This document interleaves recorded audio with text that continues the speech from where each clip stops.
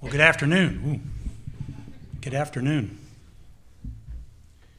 I appreciate your hospitality. This has been an amazing day, and I will say that is going to be a tough presentation to follow, but I will do my best, and I think actually you'll see some common themes in what we focus on and what we work on down in the United States.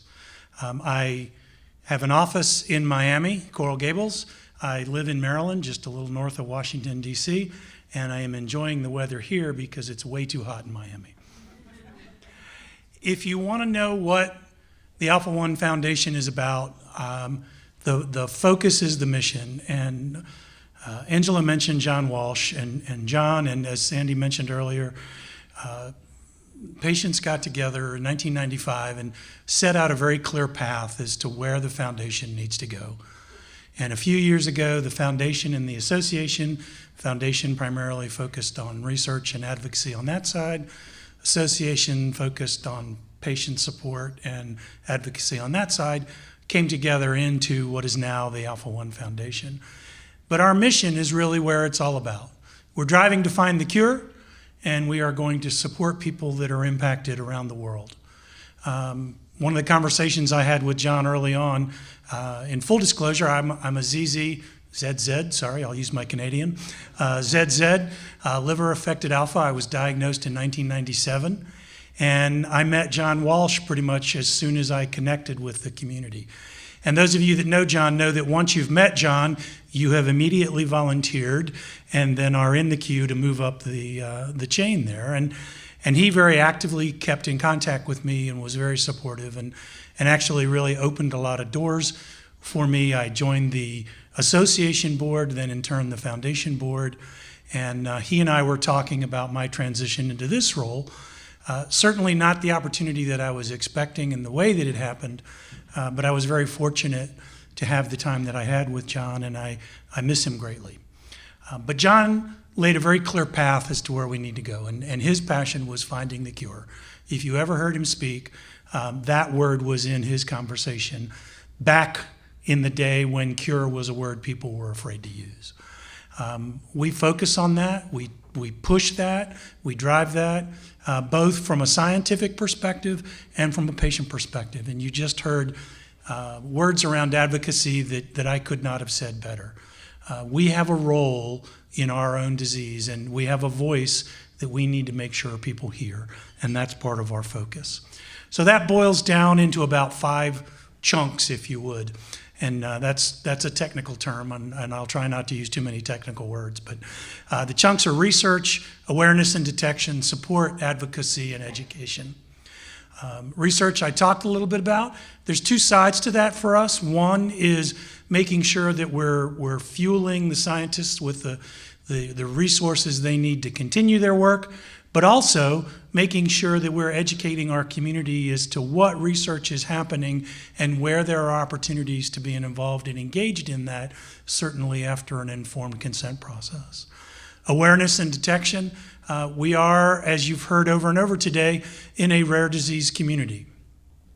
However, there's a lot more people out there that are impacted by this disease that don't know what they have or what it's doing to them that we need to identify. So that's a big part of what we do. Support, once we've identified folks, we want to make sure that we provide them with resources, that we provide them with support. And this is a great example of what we do down in the US as well, to really come together, a little fellowship, a little education, a little fun, but really it's a chance to connect, because you'll find that it's unique to, I think, our disease community, that sense of family.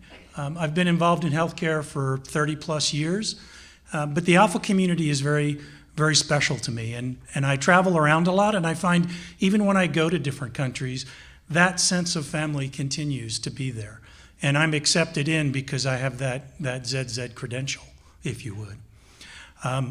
Education, again, great opportunity here today. This morning we had a great chance to hear some world-renowned experts on Alpha-1. Every time I hear a presentation like that, I walk away with a new piece in my mind of something that I need to do a little more work onto that, or I need to write that down because that was important. So there's no end to education. And the more I know, the more I realize I don't know, and that I need to continue to learn. And advocacy, like I said, I think we've just heard a lot about advocacy, and the work we're doing in the U.S. is really not a lot different than the work you're doing in Canada. It's about access to care. It's about reimbursement. It's about making sure people can get the therapeutic that they need, and making sure that we're connecting with the FDA and our state and federal legislators, that they understand our situation and are mindful of what is important to us when they're making healthcare decisions. You talked a lot about the Orphan Drug Act. Right now in Washington, the Orphan Drug Act is part of a tax reform bill, and there's a lot of debate going on about some of the things that are currently in law in the U.S.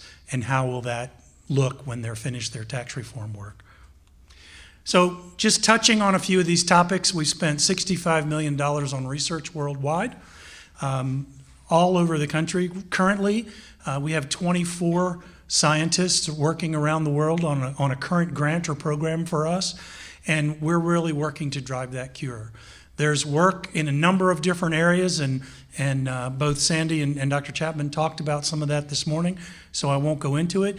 But that's really the tip of the spear for us. How do we make sure that we have cutting edge science happening, that we have resources available to scientists, and that scientists know we're there? We are currently the largest funder of Alpha-1 research in the world. And I don't say that because I'm proud of it. It's almost a little embarrassing, because when you look at organizations like the National Institute of Health and other international organizations, we need to push them along as well. And that's part of our advocacy. We too have a research registry. Dr. Strange, in the picture there, you see him right in the middle, in the back, manages that for us at the Medical University of South Carolina. We have just shy of 6,000 people, and actually this is a little bit dated. I got an email a few days ago that said we're cresting the 6,000 mark. So we continue to grow that. That's our way of pushing out information to our community about current research. Dr. Strange and others reviews that, make sure that it's research that we feel is appropriate and that we should be supporting, and then we push that out to our community, to the patients that are appropriate for that. So I encourage you to connect with the Canadian registry. It's a great opportunity for us as patients to be part of that solution in research. The Alpha-1 project, Dr. Sandhouse mentioned this earlier.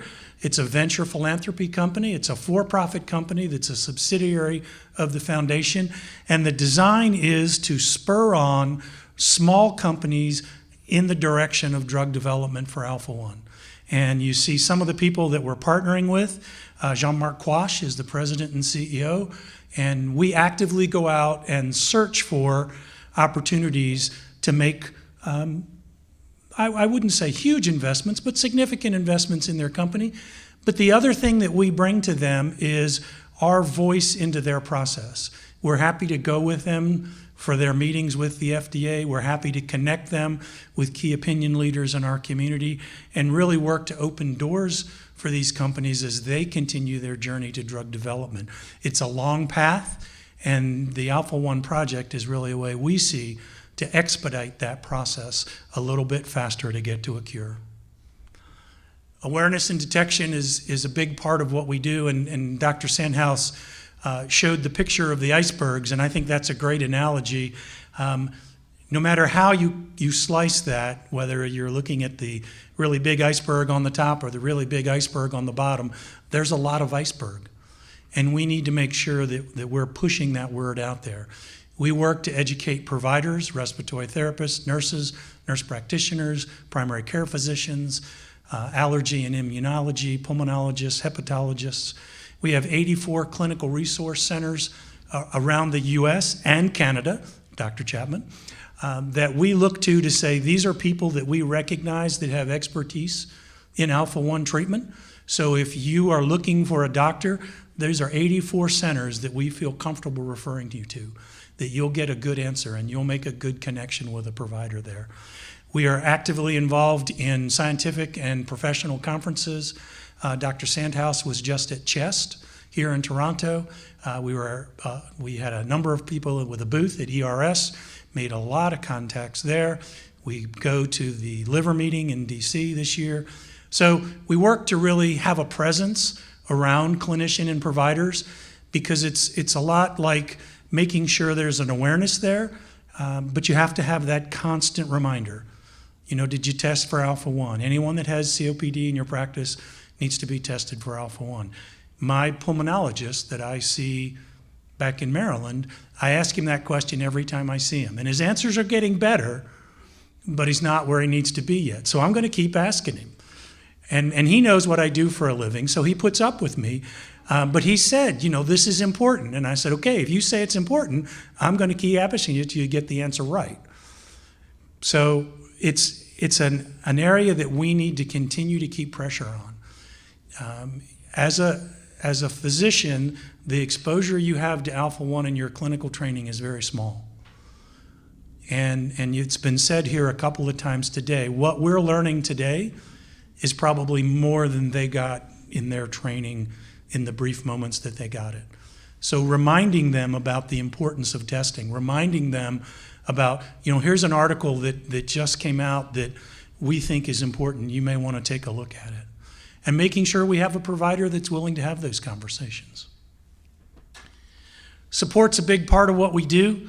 We have 83 support groups around the country. Those are groups that meet, some meet monthly, some meet quarterly, but it's a chance for people to come together. I'm part of the Maryland support group, and we get together every other month. There's an educational component, there's a little bit of fellowship. Most alphas, and I appreciate lunch today, it was delicious, thank you. But it involves a meal, and that's just kind of a tradition in our community. But it's a great way for people to connect, and there's the formal education that goes on, but there's also the informal education that goes on. And I'll share a little story with you. One of the folks in the Maryland group is very handy. And he got one of those little pull carts from Home Depot and turned it into an oxygen cart that carries 2 tanks, not 1. And everybody in the group that uses oxygen was like, wow, that's really cool. Well, now he's got this little cottage industry of making these little carts. So it's a great way to share some of the things that we learn as patients that may not be on anyone else's radar. So it's a great opportunity. We offer a 24-hour hotline, and Kathy Horsack, the woman you see in the red there, I'm pointing to the screen like that makes a difference. I probably should use the little pointer button there. Kathy Horsack mans our hotline, and Kathy's been involved with the organization for a long time. Not quite from the start, but pretty close. So she's very good at providing information and connecting patients and family members and people that have questions with the people that have the answers. We have a presence on social media. It is not me. I am not Facebook oriented, full disclosure. And we also have a very strong web page. I welcome all of you to take advantage of the resources we have. It's Alpha1, alpha, the number 1.org. And you can navigate through our website. A lot of educational material, a lot of current information that's going on, some research information. We have national support programs. We have one for parents of Alpha-1 kids. We have one for people that have received transplants that are really across the country. And then our genetic counselor, Kim Brown, right down there at the bottom, is also at MUSC. Kim is happy to answer questions by phone for anyone, and you all have the same service here, and great presentation this morning. Thank you very much for that. But Kim does a very similar role in the U.S. with us, making sure that we, as a community that has a genetic disease, understand the ramifications of what that means, particularly as you look at the different parts of the lifespan of our disease. I'm older, so I've kind of gone through a lot of the things without revealing too much. Obviously, my son, if I'm a ZZ, my son inherited one of those genes, so his questions would be very different than my questions, and making sure we have resources to answer those. We too are very happy to have AlphaNet. As Sandy said, they've provided over $50 million of support to the foundation and allow us to really focus on our mission. They also are a great resource for the Alpha-1 community in the U.S. My AlphaNet coordinator calls me once a month We have a great discussion right up to the point where he asked me about my exercise program. I've learned that I don't hang up on him anymore, but I'm probably not the shining star there. But I think that it does make a difference with that connectivity, with that relationship that the coordinators have with the alphas that they serve. And AlphaNet is an amazing resource, not just in the US, but here in Canada as well. So I encourage, earlier there was a comment, if you're not connected with AlphaNet Canada, there's a gentleman sitting in the back of the room that I'm sure would be happy to talk with you. We do a lot of education. We do 6 education days across the country. We have the e-education library that I alluded to on our website. We push out information in our communications. We encourage our support groups to include educations. And then, of course, our national conference. I got invited to this meeting at our last national conference, so thank you very much for that. And I would encourage you all, if you all have an interest in coming down and joining us. Here are the dates for the national conference. It'll be in San Francisco on June 29th. San Francisco's a little warmer, I think. But it's a great opportunity to hear experts in the field, to connect with the greater community. At our last conference, we had over 600 people. So a lot of chances to network and connect and learn and really walk away with some great information. So please feel free to come on down, to use a little bit of Southern vernacular, and join us for that. Again, information on the website for that. There's also some educational events that are relatively close to the border in Michigan and Seattle, Washington, and we would welcome your participation in those as well. Advocacy is a big part of what we do, and there's a lot happening in Washington right now. Access to care it was interesting when I came up to Canada, and I live just north of Washington, so I won't go into a lot of the news that we hear every day, but just I'll let you fill in the information. And I thought, I'm coming to Canada, I can watch local news, and it won't be the usual thing that I see in Washington, and it was the usual thing that I see in Washington. But those are the discussions we're having with our legislators. And it really revolves around access to care. What is important to us? And we work very hard not to take a political position. It's not about being a Republican or a Democrat or what's right or what's wrong. It's about what's important to us as a community. Access to care. No pre-existing conditions, limitations. Out-of-pocket caps have to be realistic. We don't want lifetime caps. We don't want annual caps. People that have rare diseases, these are things that are important. So whoever writes the legislation, Democrat or Republican, these are things that are important to us, and that's our consistent message. We've had some wins, and we've had some losses, quite frankly. So we continue to beat that drum. We continue to move on Washington. We continue to work to make our voice heard. Much in the same way you've heard advocacy discussed here, it happens 2 and 3 people at a time connected to that particular legislator, or in this case, that particular minister. And I would just echo what you heard earlier. We have to be in that conversation.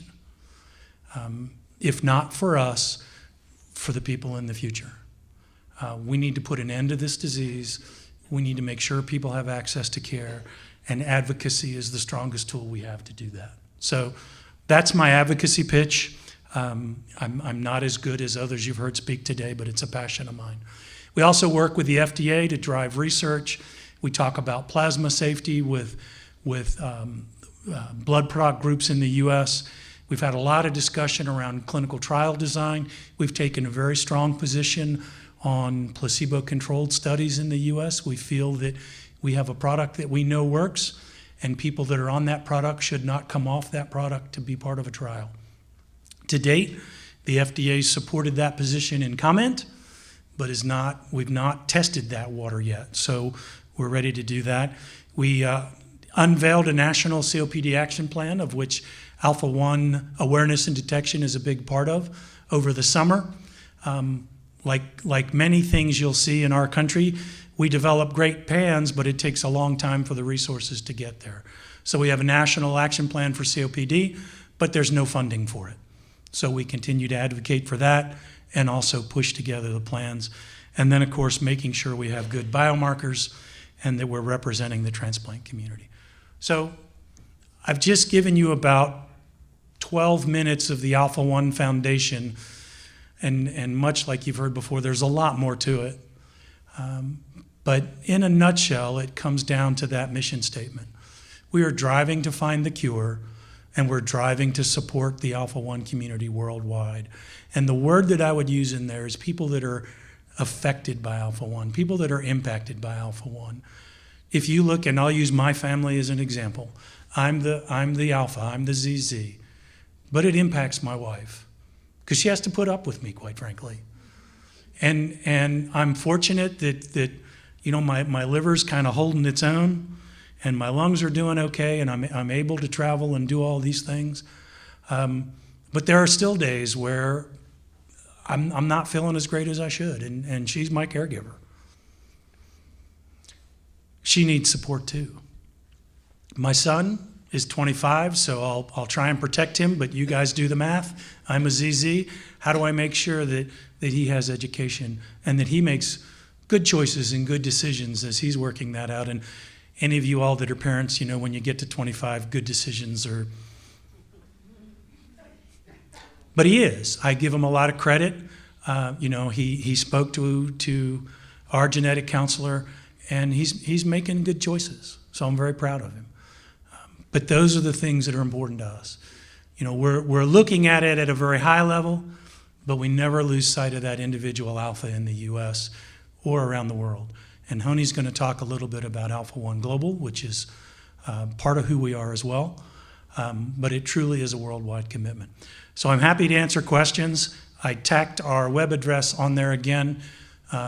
If you walk away with nothing else, walk away with that. And I would be happy to share any of our resources with you all. And we've had some good discussions about what the relationship between Alpha-1 Canada and the Alpha-1 Foundation in the U.S. looks like moving forward, because clearly there's touch points where we can come together. So again, I thank you for your hospitality, and I welcome your questions.